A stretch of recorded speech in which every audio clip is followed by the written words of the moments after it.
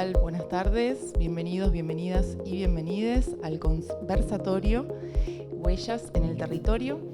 Tenemos acá la agradable e interesante asistencia del artista Jerónimo Beroa, que está exponiendo en Sala 3 del Museo Mar. La exposición es Memoria de un lugar. La curadora Cecilia Rabosi en el medio y Laura Zulaika, que viene a acompañarnos en este conversatorio. Ella es doctora en geografía, geógrafa, investigadora, trabaja para el CONICET. Nos pareció muy interesante el entrecruzamiento entre Jero, la curadora, y Laura, ya que ambos, tanto Jero como Laura, ponen foco en el territorio y están interesados en diferentes temas que ya van a abordar y les van a comentar. Muchas gracias por estar acá a todos y a todas, y les agradezco en particular al artista, la curadora y la científica que nos acompañan en este conversatorio. Damos inicio entonces al conversatorio. En algún momento seguramente vamos a abrir los micrófonos por si quieren hacer preguntas. Y bueno, gracias. Hola, buenas tardes. Bueno, gracias por estar acá. Ya nos presentó Fanny, pero bueno, yo quiero también agradecerle a Cecilia, la curadora de muestra, y a Laura por estar acá, por acompañar. Y bueno, no sé si quieren presentarse ustedes también y damos inicio a esta conversación. Bueno, buenas tardes a todos, a todas. Bueno, un agradecimiento especial a la gente del museo y, bueno, por supuesto a Jerónimo y a Cecilia, que tan gentilmente me han invitado a tratar de conversar sobre estos temas que nos involucran como humanidad, ¿no? Entonces, bueno, mi idea es contarles desde mi disciplina y desde mi propia experiencia algunos conceptos que me han inspirado a recorrer la obra de Jerónimo. Entonces, cuando comenzamos ese recorrido y en el diálogo que hemos tenido anteriormente, al ver su obra aparecían como estos conceptos interesantes, ¿no? Ambiente, paisaje, territorio, mapas, huellas humanas y sustentabilidad. Estos son como los disparadores que me surgieron al recorrer esta muestra. Entonces, bueno, quería comentar algunos de estos conceptos y tratar de reflexionar sobre ellos, brevemente, por supuesto. No hay definiciones únicas para estas cuestiones, son interpretaciones que le vamos dando, que incluso van cambiando a través del tiempo. Entonces, bueno, un primer concepto que aparece en su obra es el de ambiente. Y bueno, ¿qué entendemos por ambiente? Seguramente si preguntáramos aquí en la sala, incluso entre nosotros mismos, ¿qué entendemos por ambiente? Tendríamos una multiplicidad de conceptualizaciones, de definiciones. Si lo miramos más desde las ciencias sociales, el ambiente es como un sinónimo de naturaleza. Si lo miramos más desde las ciencias naturales, la idea de ambiente aparece como ese entorno que rodea a nuestro objeto de estudio, un individuo, una población, una comunidad, es ese entorno. Y así vamos a encontrar diferencias entre las distintas disciplinas. Pero cuando hablamos desde lo que algunos autores llaman el saber ambiental, hablamos del ambiente como ese punto de encuentro entre la sociedad y la naturaleza, donde se rompen las barreras disciplinares. Entonces ahí tenemos como una interacción entre naturaleza y sociedad. Una interacción que puede ser muchas veces problemática, una interacción que puede ser difícil, que no puede estar en armonía y eso genera un montón de problemas, pero también en esa interacción están las potencialidades para encontrar nuevas formas de relacionarnos. Entonces, ahí en la diapositiva que yo indiqué, hablaba, bueno, de este ambiente justamente como una interacción de sistemas ecológicos, naturales, con sistemas sociales, y por supuesto en esa interacción se generan diferentes, a través de culturas, a través de tecnologías, se generan diferentes formas de habitar, de ocupar el territorio y por supuesto diferentes formas de uso, de apropiación de los recursos y diferentes formas de calidad de vida. Entonces en esas interacciones podemos tener, por ejemplo, un modelo agrícola como puede ser el incaico, en terrazas, que respeta los desniveles propios del terreno, que tiene una biodiversidad enorme, más de 60 variedades de maíz, más de 2000 variedades de papa, o podemos tener una interacción sociedad-naturaleza donde tenemos soja resistente al glifosato y el glifosato, ¿no? En esa desarticulación es donde se generan distintas problemáticas e incluso esta idea de separar la sociedad-naturaleza también es una construcción social, ¿no? ¿Desde cuándo decidimos separarnos como sociedad de la naturaleza y no como por ahí en otras culturas que está mucho más arraigado esta interrelación integrada, como uno parte de lo otro? Y después esas relaciones sociedad-naturaleza se van a traducir en paisajes, las vamos a ver en términos de paisaje. Estos paisajes que bueno, encontramos de diferentes tipos. Tenemos paisajes con valor escénico, paisajes con valor científico, con valor sociocultural, con valor ecológico para protección. Tenemos paisajes urbanos, paisajes rurales, paisajes costeros, paisajes protegidos, ¿no? Tenemos una multiplicidad de paisajes que de alguna manera representan esas relaciones sociedad-naturaleza y que también he visto en la obra de Jerónimo. Y bueno, esta concepción de paisaje, cuando la traducimos, la llevamos a una superficie de la Tierra, como podemos representarla en mapas, es donde comenzamos a territorializar esos paisajes, esas interacciones sociedad-naturaleza. Y bueno, podemos pensar en estos territorios con sistemas de coordenadas, con norte, que también podemos discutir a dónde está el norte, si está arriba, si está abajo, qué convenciones existen. Tienen muchísimas interpretaciones de la realidad. Cada uno de nosotros y de nosotras seguramente haríamos diferentes mapas de una misma realidad. Entonces podemos tener mapas que, por ejemplo, como allí representan una forma de relieve, que también tiene una interpretación, o podemos tener otros tipos de mapas que son temáticos, que representan algo en particular que queremos estudiar, que queremos mostrar, le podemos poner otros símbolos, otro contenido para poder interpretarlo. Este, por ejemplo, es el mapa que hemos elaborado con otras investigadores y extensionistas del INTA, desde el instituto en el que trabajo, además en la Facultad de Arquitectura, un mapa de productores y productoras agroecológicos del sudeste bonaerense y representa, más allá de los puntos que hemos incluido y que nos permiten caracterizar estos modelos agroecológicos, es el mapa de aquellos sistemas que se reconvirtieron hacia otras formas de relación sociedad-naturaleza, ¿no? Más allá de lo que podemos ver, mapas en un punto, cuál es la representación que tienen para el sudeste bonaerense y que este mapa también es accesible para todo el mundo y que podemos disponer y ver ese cambio de paradigma en la forma de relacionarnos desde las prácticas agrícolas. Y también cuando tenemos mapas que podemos hacer individualmente, mapas que podemos hacer con diferentes equipos de trabajo, como el que les mostré anteriormente. Y también estos mapas pueden ser colaborativos o pueden integrar diferentes experiencias de actores en un mismo mapa. Esto también es otra manera con la que actualmente estamos trabajando, tratando de interpretar el territorio, los problemas, los proyectos, desde la mirada de diferentes actores en un mismo mapa, donde vemos que hay posturas que conviven, posturas también contradictorias, y eso nos permite reinterpretar la realidad desde el ámbito en el que nos desarrollamos, desde la experiencia artística y desde los actores que habitan, que trabajan y que son parte de ese territorio.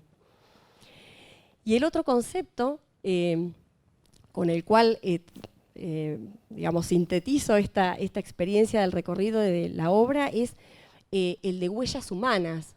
Estos mapas que elaboramos, que transitamos, de alguna manera dejan huella, son las huellas humanas.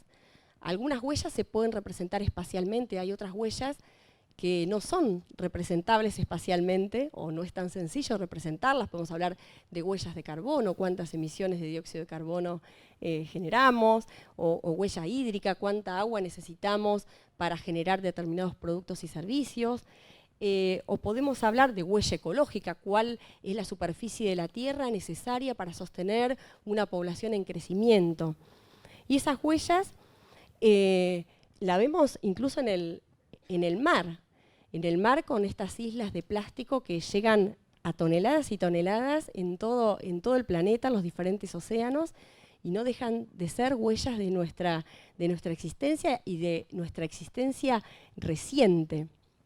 Y también sobre la Tierra, que es la siguiente, vemos las huellas humanas, que este es un trabajo que también está disponible de otros autores, pero que ellos a través de imágenes de satélite intentan representar cuáles son las intervenciones humanas en todo el territorio argentino. Entonces trabajan con diferentes categorías. Lo que vemos en rojo es lo que más ha sido transformado respecto de su hábitat o de la situación natural, diferente a lo que está en verde. Entonces encontramos diferentes categorías en esas huellas humanas, también en el medio terrestre. Y si bajamos de escala a lo local, podemos ver, por ejemplo, la huella urbana, la superficie que necesitamos de áreas residenciales o para que le llamamos consumo urbano, cómo se fue extendiendo en el primer mapa desde la década de los 90 hasta la actualidad, y en el segundo mapa podemos ver en los últimos 10 años cómo se ha ido extendiendo y ocupando esos terrenos vacantes, es superficie impermeabilizada que ya no está disponible para producir alimentos, no está disponible para abastecernos de agua, ¿no? Y cómo no solamente la población de una ciudad va creciendo demográficamente, sino que también se expande, ¿no? Y esto genera también numerosos problemas, por ejemplo, para poder extender los servicios urbanos. Y en el ámbito rural también tenemos huellas humanas, las huellas que deja el modelo productivo, las huellas que implican el avance de la frontera agropecuaria y especialmente aquella vinculada a la soja, por ejemplo, en este proceso que le llamamos agriculturización, que tiene que ver con la expansión y también el uso más intenso de tecnologías para poder obtener los máximos rendimientos. Entonces, en la parte de arriba tenemos la cuenca del río Quequén Grande entre el 88 y 2008, como lo rojo es lo que estaba destinado a pastizales y pasturas, y lo verde y lo celeste, que está hecho sobre imágenes de satélite, lo que es agrícola. Y vemos en el tiempo cómo en ese lapso de 20 años, casi un 40% de la superficie se ha reconvertido a áreas agrícolas con el avance de este modelo más extractivo. Lo mismo lo vemos en el partido de Tandil, por ejemplo, que en 27 años, entre el 88 y el 2015, el crecimiento fue del 71%. Y si miramos el partido de Necochea, que también es otra área sobre la que ha trabajado ampliamente Jerónimo, que proviene de ahí, podemos ver que entre el 2002 y en el 17, en 15 años, el 37,8% también se transformó, los pastizales naturales y las pasturas, en áreas agrícolas especialmente movilizadas por este doble cultivo trigo-soja.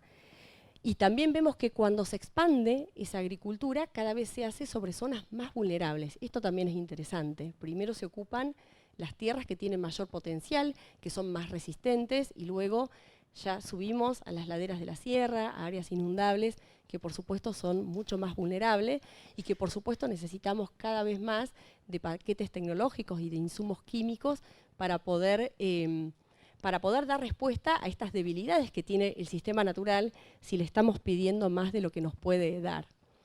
Y después tenemos las huellas humanas que se ven claramente en la obra de Jerónimo.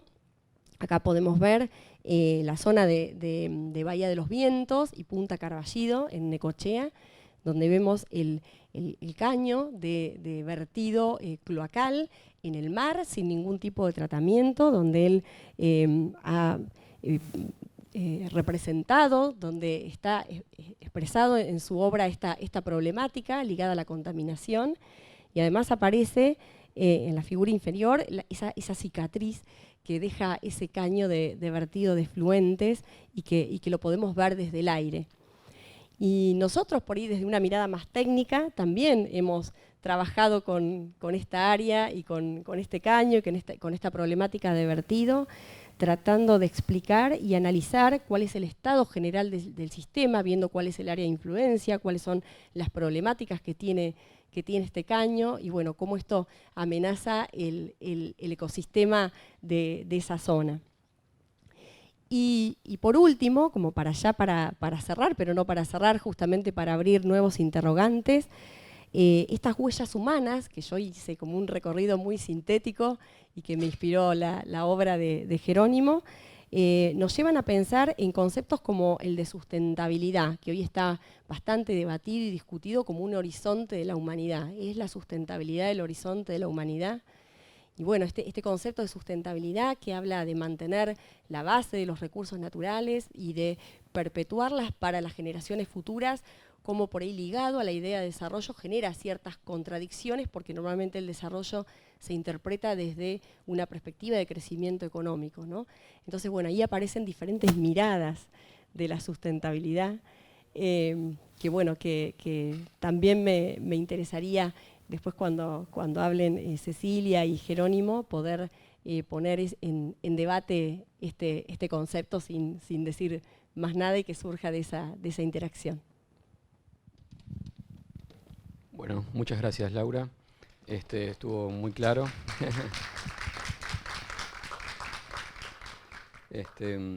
Así que ahora le vamos a dar la palabra a Cecilia. Bueno, hola. Muchas gracias, gracias por estar aquí. Yo tengo el honor de ser la curadora de esta exposición, de poder trabajar con la producción de Jerónimo de ya hace muchos años y tener la posibilidad de haber podido concretar la exposición realmente y justamente todo lo que habló Laura recién, esta cuestión de las huellas, ¿no? De los vestigios de un territorio, ese territorio al que se aproxima Jerónimo con su obra, un territorio familiar, que es el territorio de Quequén y Necochea, que en esta exposición lo ha extendido hasta otras áreas como Mar del Plata y se extiende hacia el sur hasta Bahía Blanca.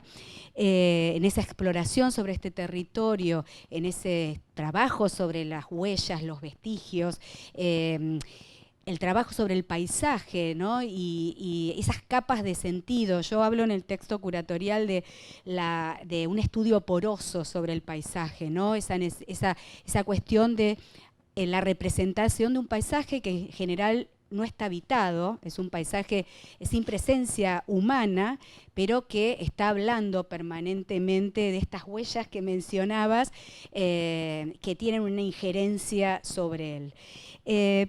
Antes de seguir hablando de la obra de Jerónimo, quería compartir con ustedes un texto de Graciela Esperanza en la introducción de un libro que se llama Futuro Presente. Me voy a poner los lentes. Perspectivas desde el arte y la política sobre la crisis ecológica y el mundo digital. Es una compilación que Graciela Esperanza, de un encuentro que se hizo en la Universidad Itela de Buenos Aires en el 2019, trabajan distintos autores problemáticas sobre diversos territorios y sobre el tema de la crisis ecológica, el antropoceno y también las crisis y los planteos que genera el mundo digital. Pero le voy a leer un párrafo de la introducción de Graciela, que me parece que permiten también introducirnos hacia el trabajo artístico de Jerónimo. Ella dice, la amenaza que nubla el futuro del hombre y el planeta responden a fenómenos perturbadoramente opacos. La complejidad y la aceleración de los procesos desafían el pensamiento crítico en búsqueda de respuestas, pero cabe quizás a la imaginación artística correr el velo y atisbar configuraciones todavía inaccesibles a otros lenguajes. El arte, casi por definición, vuelve visible lo que no se ve, estas huellas que hablaba Laura, ¿no? Pero lo que mueve ahora una empresa mayor, una urgencia cosmopolítica, y ahí se pregunta, ¿no? ¿Queda para ver el arte de nuestros días, de nuestro tiempo? ¿Qué reconstruye o restituye de lo que deliberadamente se oculta? ¿Cómo se renueva en el intento, ¿no? ¿Qué se renueva en el intento? A mí me parecía interesante, digamos, citar a Graciela Esperanza con todas estas interrogantes y dónde coloca, digamos, a la producción artística frente a lo que se avecina, ¿no? Obviamente va a hablar del concepto de antropoceno y creo que la muestra, obviamente desde un planteo poético, va a trabajar sobre el territorio, sobre la memoria de ese territorio, sobre el tiempo también, ¿no? Yo, habrán visto, si estuvieron en la muestra, que en el texto hablo, ¿no?, que esa investigación sobre el paisaje es un paisaje puntual, es ese paisaje, él es oriundo de Necochea y es un paisaje familiar. Trabajamos a partir de un concepto de topofilia, que es esta cosa afectiva con ese entorno, con ese territorio, pero esa cuestión afectiva no quita o no limita esa representación poética sobre el territorio para hablar de cuestiones geopolíticas, políticas, geográficas, históricas y personales, ¿no? Entonces, esa cuestión recurrente de volver en distintos proyectos que están en la exposición y en otros que no lo están, sobre este mismo territorio, permiten justamente hacer este estudio poroso sobre este territorio y este paisaje con las diferencias que planteaba Laura.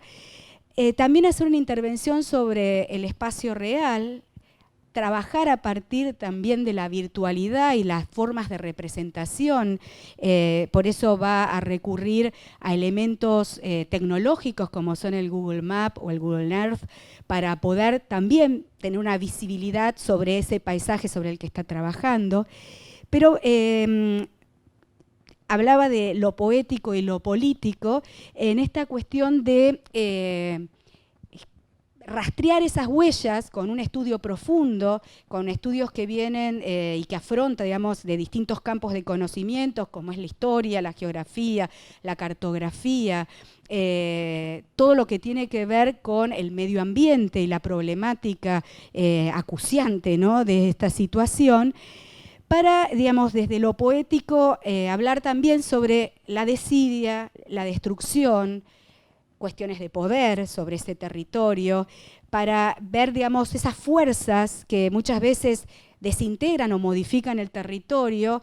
Muchas veces son fuerzas naturales, la naturaleza genera eso, pero muchas veces viene de la mano del hombre, ¿no?, de la humanidad que interfiere y modifica, como hablaba de este caño que tira todo el desperdicio cloacal, con toda la problemática que esa genera en el medio ambiente, en la salud de los habitantes y la desidia del poder, ¿no?, frente a estas cuestiones, ¿no? Voy a citarlo a Jerónimo en muchas de las conversaciones y en textos que él reflexiona, y él dice, cuando uno le preguntaba, digamos, por qué esta recurrencia permanente del territorio, si querés ir pasando por ahí para, porque ahora me voy a detener un minuto, se me fue el cosito, ahí va. Él dice, reflexionar sobre el uso y la explotación del territorio, sobre las modificaciones de un lugar, cómo éste es administrado, cómo se vuelve inútil, secreto o público, y cómo lentamente es la propia naturaleza quien esconde los restos del pasado y modifica nuevamente ese paisaje. Me parece que en esa reflexión permanente hace que Jerónimo permanentemente interpele ese paisaje y otros paisajes en búsqueda de estas huellas, de estos vestigios. El uso de la cartografía, o por ejemplo en esta imagen que ustedes ven, el tema de la persistencia y el derrumbe, es mostrar estos vestigios de distintas edificaciones que por ahí en un momento tuvieron, como esta salera, en algunos casos, una función, había una fuente de trabajo, una explotación de lo natural, ¿no? Del medio natural, y por distintos motivos esa fábrica de sal quedó inactiva, y cómo esos restos son permanentemente, tanto por la naturaleza, por los movimientos de los medios, cubiertos y descubiertos, y ahí la interacción también es con estas herramientas del Google Map, que permiten también ver si esas imágenes que registra el satélite, si son reales verdaderamente, si están hablando de ese espacio real o no. Entonces, bueno, las operatorias que él genera sobre ese espacio y ese territorio es, como ustedes vieron en la muestra, hay muchísimas materialidades, desde pinturas, fotografías, dibujos, videos, trabajo con cartografías, apropiándose de cartografías de diferentes momentos y épocas que permiten pensar en las formas de representación, como hablaba Laura, del tema de, bueno, qué son los mapas que representan, a qué instancias, digamos, en todo caso, de poder están haciendo referencia. Y como trabaja con esos mapas que surgen a partir de investigaciones, también va a trabajar con estos mapas satelitales que le permiten nuevas interpelaciones y preguntas. Hay muchísimas, por ahí seguimos la próxima. Ya el territorio, digamos, costero de las playas de Quequén y de Necochea, que permanentemente él registra fotográficamente o munido, digamos yo, de un cuaderno para hacer anotaciones de ese territorio, ya ese límite entre la tierra, digamos, y el mar, también, digamos, lo traspasa en esta pieza en donde, en esta cartografía permite, digamos, trabajar sobre otro, y él la llama cartografía de la derrota verdadera. Él va a trabajar sobre otro territorio, que es este territorio que es el mar, ese territorio acuoso, en donde suceden un montón también de cuestiones. Podríamos hablar también de cómo, bueno, las problemáticas que genera ese territorio. En esta obra puntualmente se va a detener en los naufragios, encallamientos, para hablar también de relatos históricos sobre los que no se visibilizan, ¿no? Él trabaja a partir de la intervención y en la marcación de estos naufragios en esas cartas náuticas.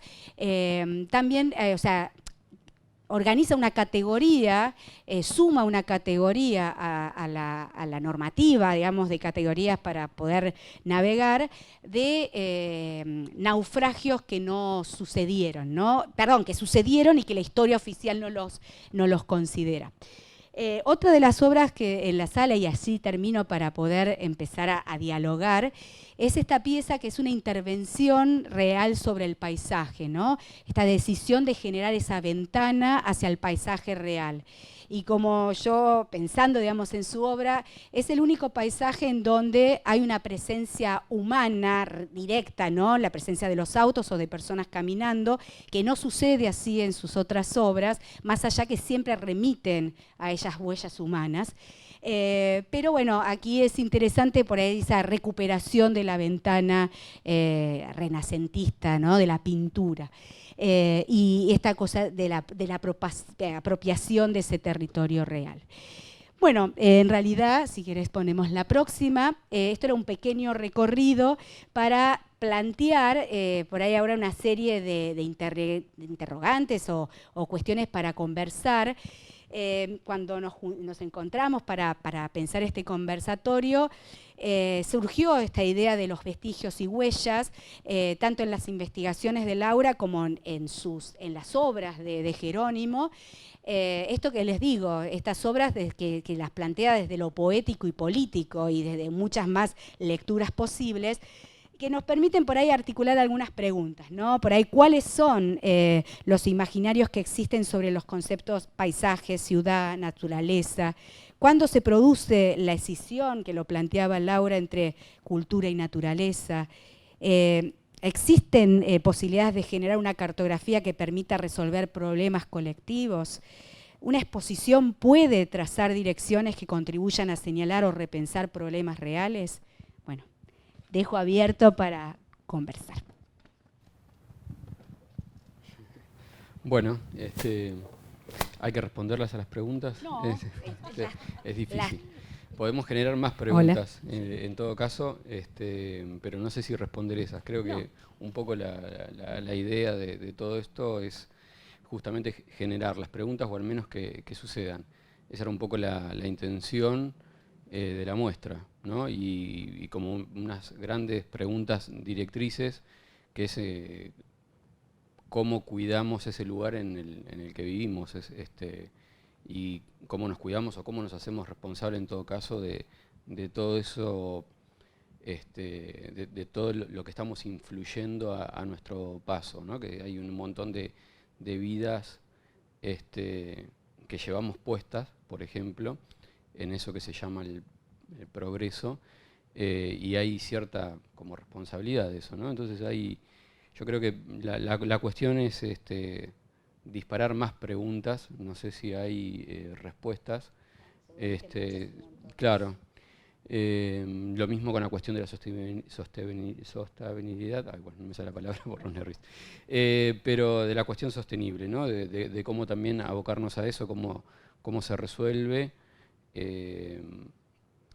Y creo que más allá de las cuestiones por ahí más afectivas del territorio, si bien lo que interesa o lo que me interesó a mí en trabajar acá es ciertas problemáticas que se dan puntuales en la costa atlántica, en el territorio nuestro, yo creo que esas problemáticas son globales, de alguna manera, ¿sí?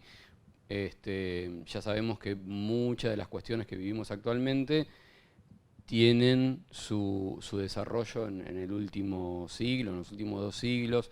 Hay toda una consecuencia de ciertas ideas heredadas, sobre todo de cierta idea de lo que debería ser el progreso.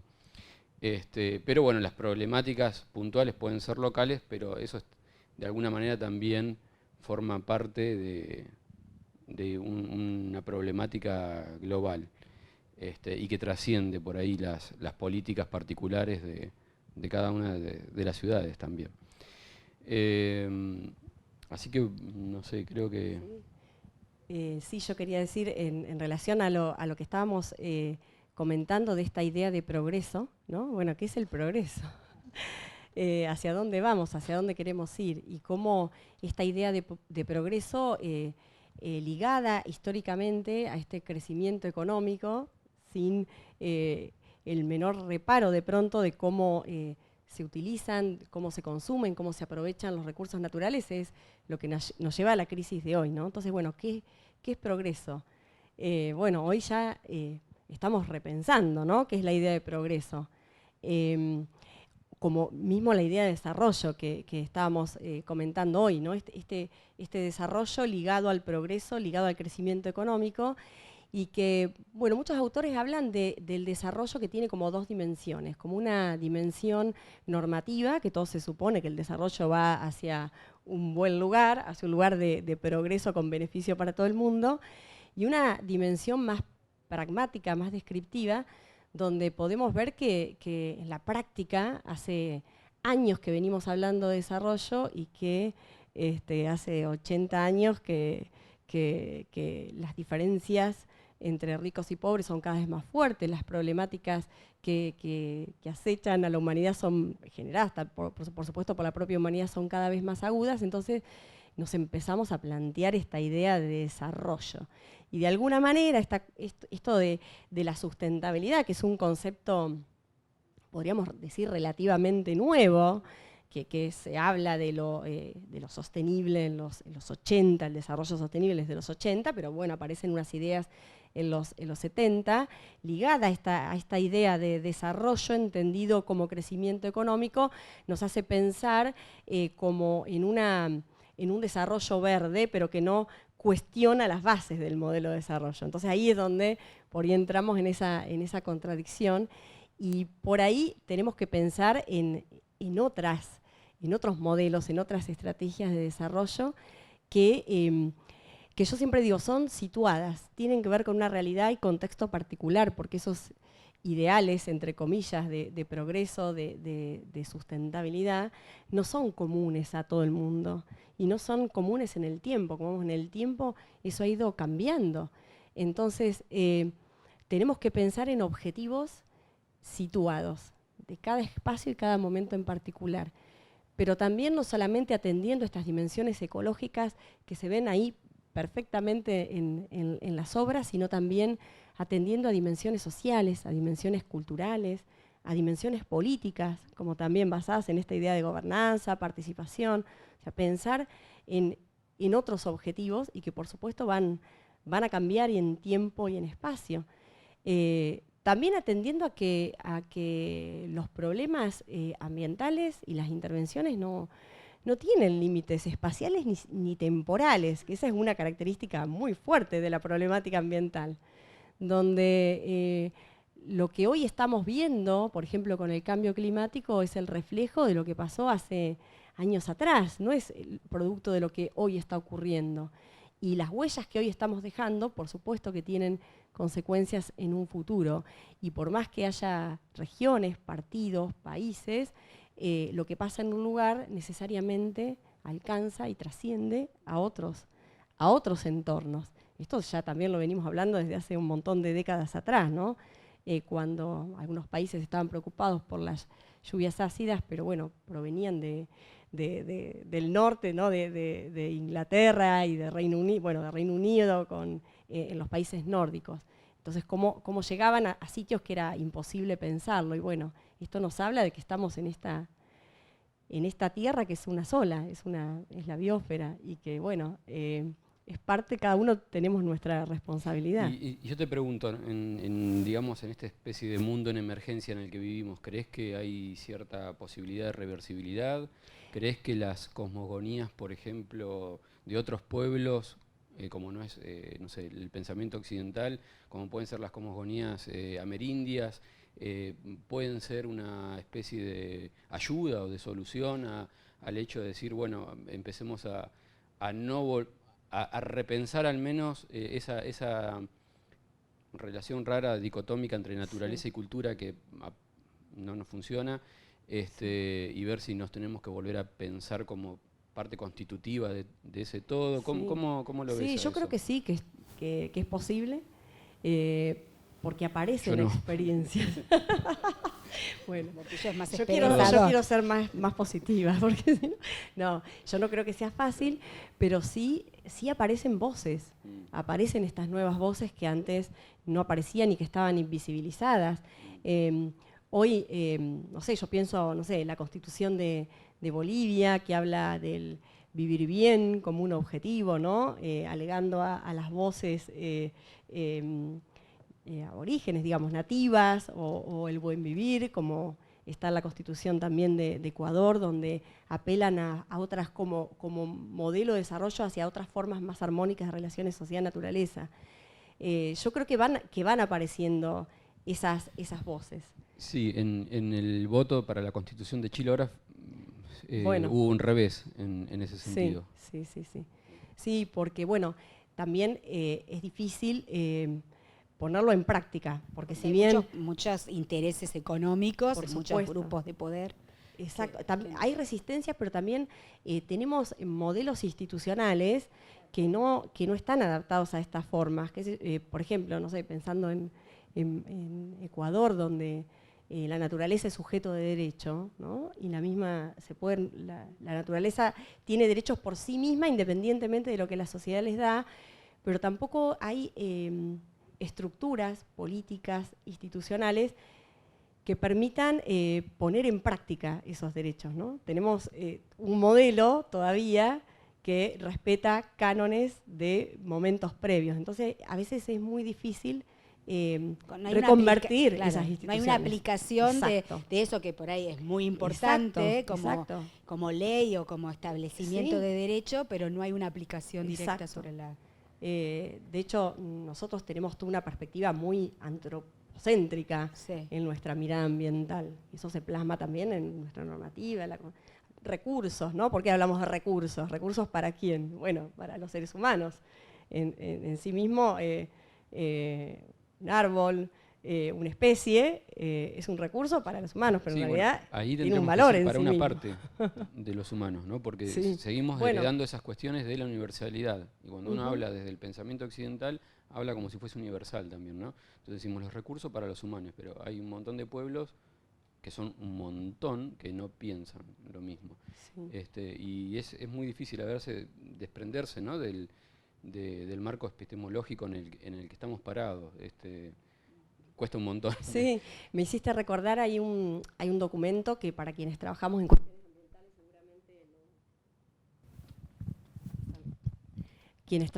cuestiones ambientales seguramente lo han por lo menos escuchado, que es el de los límites del crecimiento de la década del 70, 72, que es un informe que hizo el Instituto Tecnológico de Massachusetts, que lo encargó el Club de Roma, y justamente era con fórmulas matemáticas y modelos matemáticos, decía bueno, que iba a ser el fin de la humanidad los próximos 100 años, que los recursos existentes, que la industrialización, que el crecimiento de la población hacían que era imposible pensar en un crecimiento ilimitado en un mundo que era limitado, ¿no? Y unos años después, la Fundación Bariloche dice, bueno, un poco cuestiona a través de modelos matemáticos esto mismo, diciendo, bueno, en realidad, como quién queremos vivir, como quiénes queremos vivir. Entonces, a veces no es que los recursos se van a agotar, sino el problema es cómo están distribuidos, ¿no? Entonces, las responsabilidades no son iguales para todo el mundo. Entonces, bueno, de pronto, si hubiese una mejor distribución y sobre todo criticando, cuestionando a los países industrializados, ¿no? que además los recursos que generan su PBI son los de los países subdesarrollados, por supuesto, frenaran algunas pautas de crecimiento económico y favorecerían, bueno, la distribución equitativa, y esto generaría otros aspectos como sociedad, ¿no? Una distribución que no agotaría en sí misma los recursos. Cambio un poco de tema, pero volví a esta imagen porque te quería preguntar algo también que tiene que ver con que hay toda una cuestión que pasa también con esto de los recursos y de cómo vemos esto, cómo pensamos el futuro. Hay ciertos pensamientos que también que están ligados al extractivismo y están ligados a este consumo súper acelerado que tenemos, y en donde de alguna manera entra la tecnología como cierta cuestión responsable, ¿no? de esta necesidad que parecería ilimitada de extraer recursos. Y al mismo tiempo miro esta imagen y también pienso que si no fuese por cierta red tecnológica que está todo el tiempo monitoreando lo que pasa, tampoco tendríamos información de este desastre. Claro. ¿No? Sí, porque sí, la sí, información totalmente. llegaría de una manera muchísimo más lenta, Claro. o habría cosas que no se podrían monitorear. Y eso de alguna manera hay como un doble juego ahí entre el uso de la tecnología y nada, lo quería traer a colación y quería que nos comentes. Me parece ahí un bueno, poco. también la tecnología es la manera entre cómo se relaciona esa sociedad y la naturaleza, ¿no? A través de la tecnología. Entonces, la tecnología, igual que hoy decía con el concepto de sustentabilidad, no hay tecnologías que son universales y iguales para todos los casos y aplicables a todas las circunstancias. Las tecnologías implican intervenciones en contextos determinados. Y las tecnologías además de lo técnico que implica una tecnología, también está la apropiación social, ¿no? Y el uso que las sociedades pueden hacer de esa tecnología, como vos bien decías. Bueno, no sé si querés, Ceci, comentar algo más, no sé si quieren pasar el micrófono y si alguien quiere hacer preguntas. Sí, alguna pregunta o algún comentario, algún aporte, ¿no es cierto? Sí. No necesariamente tienen que ser preguntas, porque tampoco, Laura, por lo menos no yo tengo todas las respuestas, pero sí, pero la idea es debatir, claro. Justamente es para ahí generar interpelaciones, para seguir pensando, para problematizar estas cuestiones, que las lecturas son de campos diversos, pero todos se entrecruzan, ¿no? En esa, por eso también yo mencionaba, digamos, también la necesidad de Jerónimo, de esta investigación permanente en un montón de campos, para poder pensar, ¿no? Con esos elementos la obra. Pero bueno, abrimos preguntas, comentarios.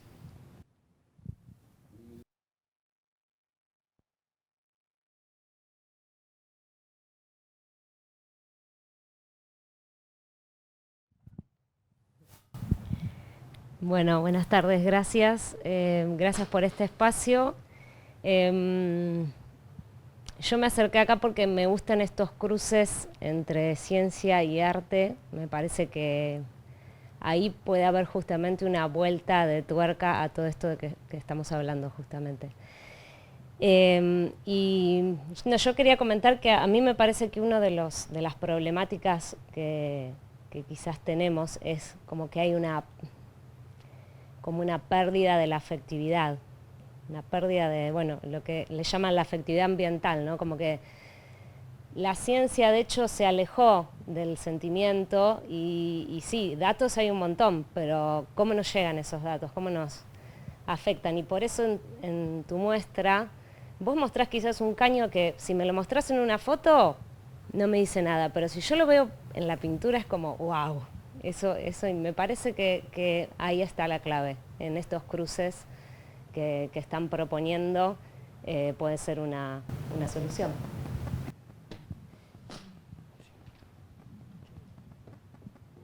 ¿Alguien más? ¿Quieres hacer una pregunta, un comentario? Bueno, justamente el concepto de topofilia que mencionábamos, que es esta cuestión de ese entorno afectivo, ese vínculo afectivo con el entorno, creo que también es la clave de lectura, que es por lo menos una forma de aproximación, ¿no? Sí, bueno, ahí hay que ver qué pasa, porque sí es... por ahí hay una lectura que vos haces de la imagen y te moviliza más porque, no sé, lo ves, por ahí puede ser porque lo ves de una manera más blanda. Pero yo veo esta foto y me dicen que sale toda la mierda de 2 ciudades por ese caño y a mí me parece un espanto. Y si veo tal vez una pintura no me parecería tan eso, porque tal vez yo en mi caso lo leería como más desde el punto de vista artístico, más con la cuestión de ver una pintura, ¿entendés?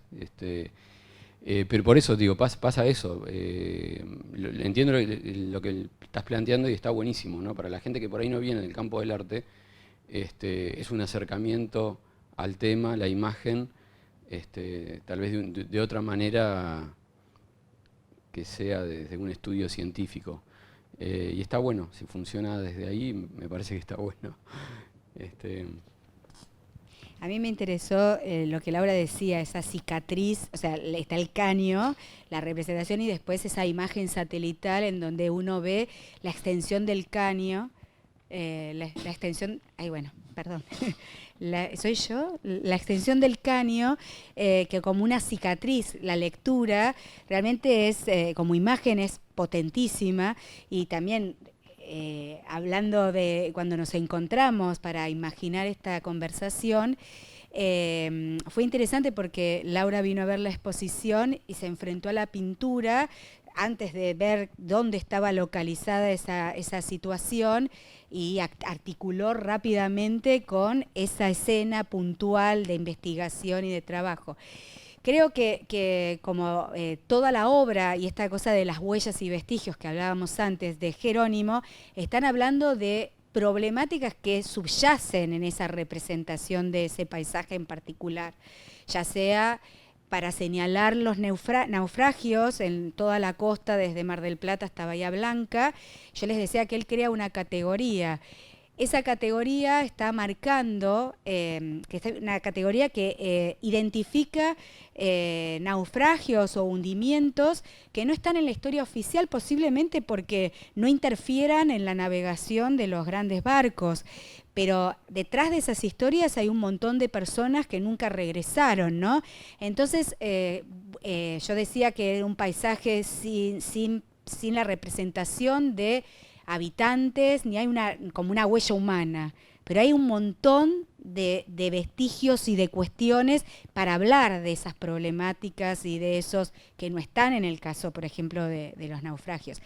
Y también la articulación de pensar y volver a marcar desde los naufragios históricos que dan cuenta, por ejemplo, en el caso de Necochea, de la fundación de la ciudad, hasta barcos pesqueros que, como digo, no interfieren en la navegación, por eso no están identificados, y él con esa nueva categoría los vuelve a colocar en ese relato histórico. Bueno, son todas acciones que desde ya que no se pueden deslindar de lo poético, pero hay una interferencia de muchas capas de sentido, por eso su aproximación es tan porosa, ¿no?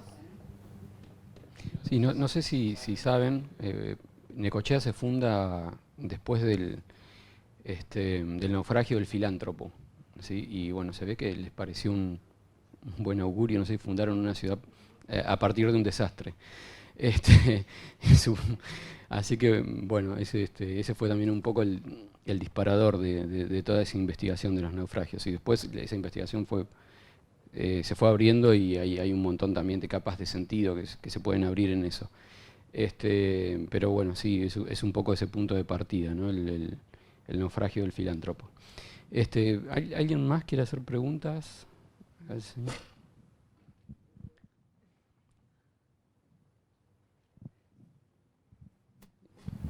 Buenas, ¿cómo están?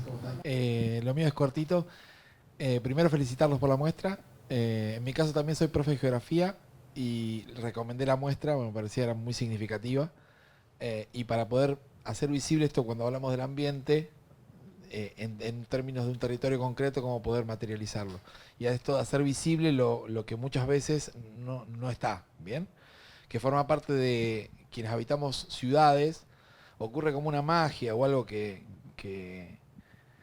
la mayoría no identifica, entiendo yo, porque si no nos haríamos cargo, si lo identificáramos, que es esta cuestión de que como espacios densamente poblados requerimos de recursos que vienen de todos lados y generamos una huella humana enorme en el territorio, que ocurre una magia, digamos, que es esta cuestión de que, bueno, uno saca la bolsita de basura y esa bolsita desaparece y supone que literalmente desaparece, o va al baño y eso termina en una cloaca y termina en algún lado, pero la mayoría de nosotros no tenemos ni registro de dónde va ni si tiene tratamiento o no. ¿Bien? Entonces encontrar una faceta artística para hacer visible lo que no es visible es una definición política en un punto, porque para mucha gente entiendo que aún viviendo en Necochea o en Quequén, si le preguntás a dónde va a parar eso, no debe tener ni idea, ¿no? Entonces me parece que es potente desde ahí. Felicitarlos, ¿no? Bueno, acá tenemos un mapa que nos dice dónde va a parar grandes partes de la basura, ¿no? que tiramos. Lo que pasa que es como decís vos, es difícil verlo, es difícil conscientizar. No sé, que uno se haga una imagen, ¿no? De eso. Y es un trabajo, a mí me parece que sí hay un trabajo individual ahí. Del hecho, al menos de ahora, que sabemos que tenemos que separar la basura, por ejemplo. Y decir, bueno, por lo menos separamos los plásticos que se pueden reciclar. No, que eso es un laburo que uno lo puede hacer. O sea, parece tonto a veces, porque si lo hago yo y después vas al tacho de basura de la esquina y está todo amontonado. Bueno, está bien, habrá que ir sumando esos pequeños esfuerzos, ¿no? Y después ir empezando a insistir para que las políticas públicas cambien, no sé, y hacer la rueda más grande. Pero pasa... Sí, yo coincido pasa eso, ¿viste? totalmente con lo que vos parecen decís. invisibles, ¿no? las huellas, Sí. pero están. El tema es que si después alguien no lo mapea, ¿no? Y viene y te muestra decir, bueno, mirá las islas de plástico que hay en el océano, ni te enterás. Es como muy, Sí, sí. muy loco eso, porque Sí, es algo que no sí. está, no es, parece que no es parte de lo cotidiano, que es otro mundo incluso, ¿no? Como que es otra cosa que no tiene nada que ver con la vida. Hasta que abren un atún acá en Mar del Plata y está lleno de plástico. Y vos decís, qué loco.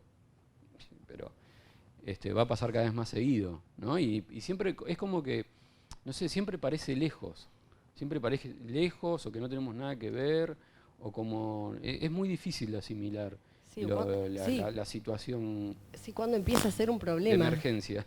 Tal cual, como vos decías, seguramente, no sé, yo por ejemplo que he hablado mucho con la población de Necochea, no tiene idea que no existe, salvo con digamos, algunos referentes interesados por la problemática, el común de la gente normalmente no sabe cómo se vierten los efluentes cloacales.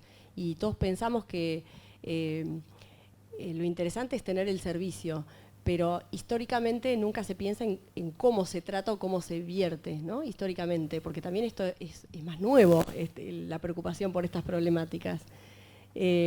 Entonces, tenemos los patios de atrás, que yo digo, bueno, tenemos los patios de atrás de las ciudades, que es donde tiramos todo eso que no queremos saber ni dónde va. Entonces tenemos los basurales, esas áreas de interfase urbano-rural, que yo digo siempre son las periurbanas, que son los patios de atrás de las ciudades, donde está todo ese metabolismo urbano y todo eso que no sabemos mucho qué hacer con eso, ¿no? Y cómo gestionarlo, y que a veces preferimos no enterarnos de cómo se desarrolla esa problemática, pero esto que vos decís, de volverlos conscientes a través de la obra, a mí me pasa un poco lo que le pasó a Sofía, ¿no? Cuando ella habla, bueno, verlo ahí me impacta un montón.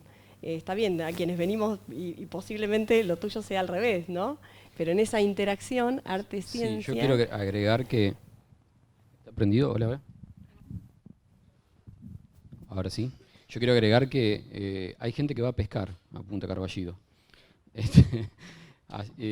Y parece raro, pero hay gente que va y pesca ahí, al lado del caño ese. Y felices ahí, imagínate. Claro, porque hay pique, pero bueno, no sé qué sabor tendrá un pez de ahí. Bueno, ¿alguien más quiere hacer preguntas? Sí.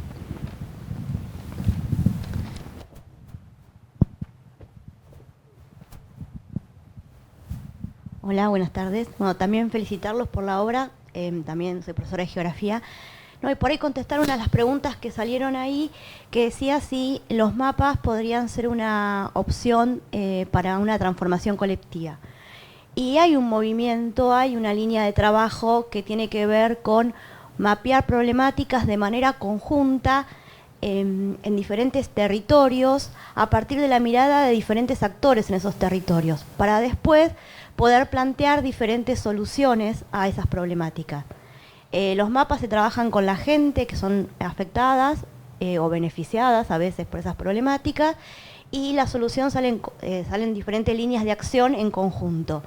Son útiles para visibilizar las problemáticas, para poner en acción los diferentes intereses que surgen de esas problemáticas y poder visibilizarlo.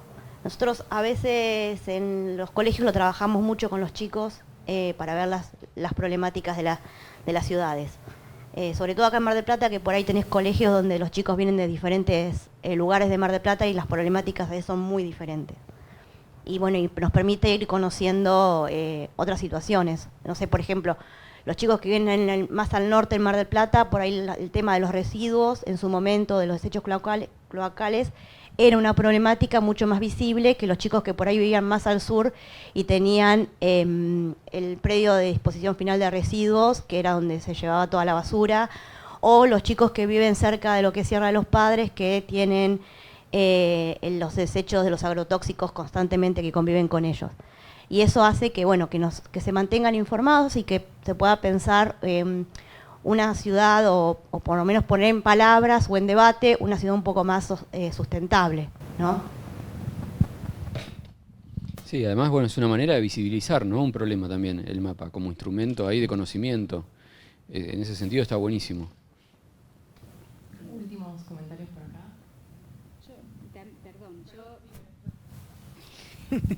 No, yo también que es posible, digamos, todo esto de pensar estas cartografías colectivas. De hecho, hay un grupo de diseñadores y artistas que se llaman iconoclasistas, que trabajan con estos mapeos y de hecho tienen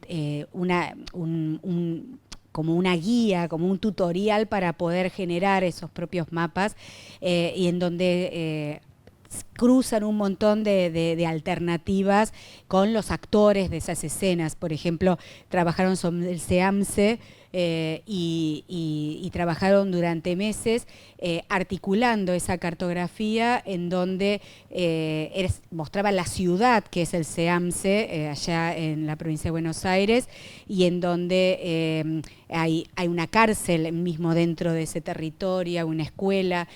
Se visibilizaban, digamos, muertes puntuales de jóvenes. Entonces, bueno, existen y creo que son herramientas de alternativa para poder pensar, ¿no? y cambiar.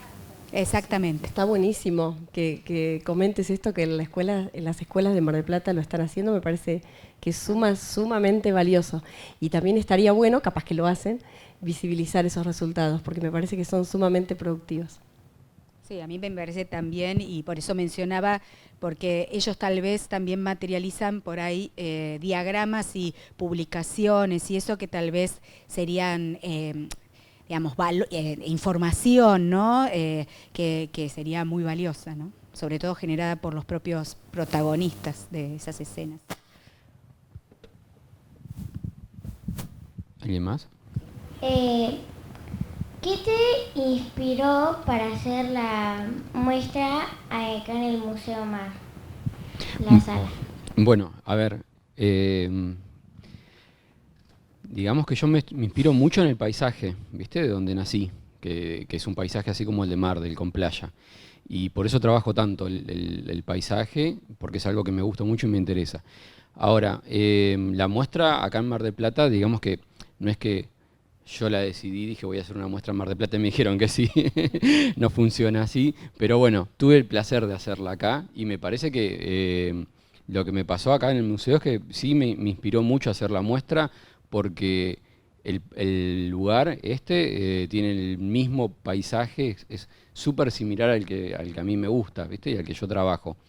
Y me parece en ese sentido que es como el lugar ideal para mostrar esta obra. Así que en ese sentido creo que no sé, está muy bueno, ¿sí? Es inspirador, ¿sí?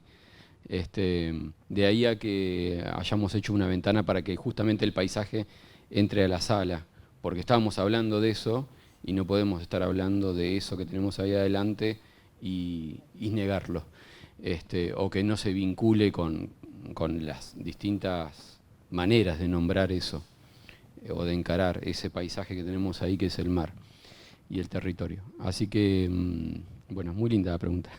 Qué divina. Bueno, ¿alguna pregunta, comentario más? No, yo quería decir algo cortito, justo con lo que ella preguntó, que digo, te quería preguntar eso, si era casualidad o no, porque justo acá enfrente tenemos el barco hundido, tenemos lo cloacal, cruzando, ¿no? Acá en diagonal. Te quería preguntar más o menos lo mismo, si eso lo habías visto y justo la obra se dio, digamos, como para adentro y afuera, ¿no? Que la muestra no solamente es acá en este territorio, sino también lo de adentro, lo de afuera, digo, forma parte y arma como una obra sí, conceptual, te quiero decir, ¿no? Hola, hola. O justo se dio que... Hola, ahí está. Sí, no, digamos que eso se dio de esa manera. Pero eso yo creo que es un ejemplo de que la cuestión de los naufragios, la cuestión es sean con la clave de cualquier otra de lo que estamos hablando acá en el territorio, es común, es común. Y bueno, en este caso coincide, digamos, justo tenemos el Siriza acá, no sé cuánto está, 200 metros, no sé a cuánto está. Pero bueno, no, eso es una cuestión que es coincidente. Las investigaciones que forman parte de las muestras yo las vengo desarrollando hace muchos años. Tal vez que hay cosas así puntuales que se materializaron para la sala, o hay cosas que yo trabajé más a fondo para llegar a tiempo, si se quiere, pero acá hay obras que hace más de 6 años que las estoy trabajando. Pero pasan estas cosas, estas coincidencias, pero no fue buscado, digamos, eso, ¿viste? Sí, Y es loco, ¿no? Porque haces un link con algo que está afuera y está buenísimo, me parece que está Son buenísimo. problemáticas con las cuales nos identificamos en conjunto como sociedad. Eso, son problemáticas comunes. Son parte del paisaje, además. No estamos hablando de otra cosa, digamos. Serán problemáticas de distinta índole, pero es el paisaje, en definitiva. Y es ese paisaje el que produjo preguntas, cuestiones, obras que están en esta sala, pero que están hablando de eso. Entonces, y en todo caso activan justamente todas estas preguntas. Buenísimo. Y activan esa mirada crítica sobre lo que sucede a metros del museo. Y justamente esta ventana que hace entrar el paisaje real, que se enfrenta en las pinturas a un paisaje representado, también eso genera una tensión en la propia sala del museo. Sí. Bueno, yo quería decirte esto, que me parece muy interesante la muestra, porque tiene multiplicidad de voces, que ya lo han dicho, ¿no? Desde lo geográfico, lo político, lo artístico, pero sobre todo que también le estás dando voz, digamos, desde visibilizar a la naturaleza, ¿no? Digo, eso que justo realmente recién estábamos hablando, ¿no? Está ahí afuera, muchos lo vemos, otros pasan, hacen que lo ven, no lo ven. ¿Qué hacemos, no? Con todo eso. Digo, como vos dijiste, genera muchas preguntas, ¿no? Me genera hasta cuándo, por qué, ¿no? ¿Por qué? ¿Cómo? El hartazgo. Y después, para terminar, hoy vos habías dicho algunas preguntas, no sé si van a tener respuesta, y hablando un poco de la educación, yo también soy profe, justamente mi hija chiquita tiene que hacer un informe sobre esta situación, le acabo de mandar algunas fotos, me dijo, mamá, me encanta que el arte muestre esto, voy a incluirlo en mi informe. Entonces me parece que todo eso, digo, tenemos las nuevas generaciones, ¿no? A mí me da un poco de esperanza, aunque vos dijiste para mí, no sé qué. A mí estas generaciones me dan un poco de esperanza.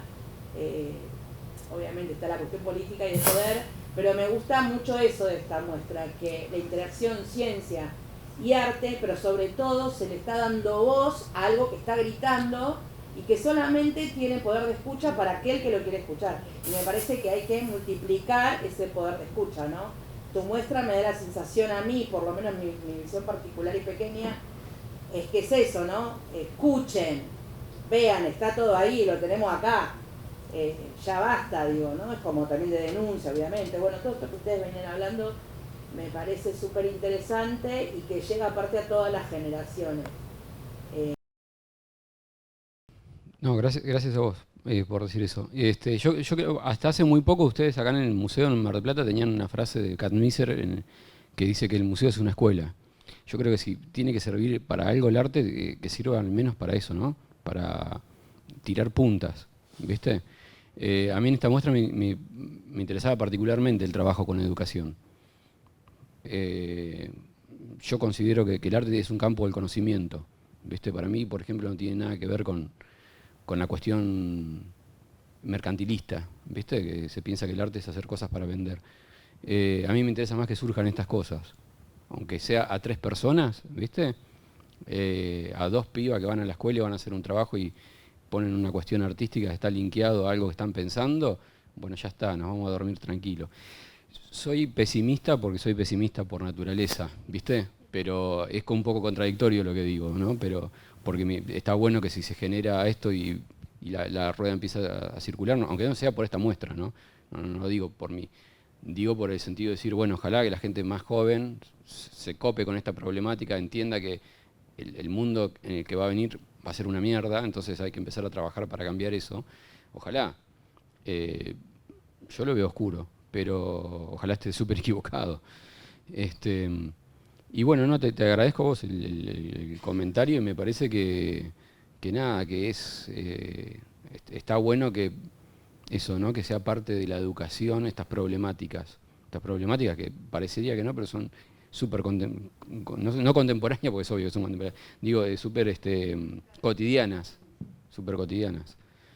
Bueno, no, eso. Bueno, vamos a agradecerle al artista, a Jerónimo, a Cecilia y a Laura por estar acá hoy y generar ese pensamiento crítico que todos necesitamos. Y a ustedes por estar acá. Un aplauso para todos. Gracias por venir, gracias. No se pierdan que quedan unos 20 minutos de la exposición de Jerónimo, Memoria de un lugar, en sala 3. Lamentablemente. A las 8 cierra el museo.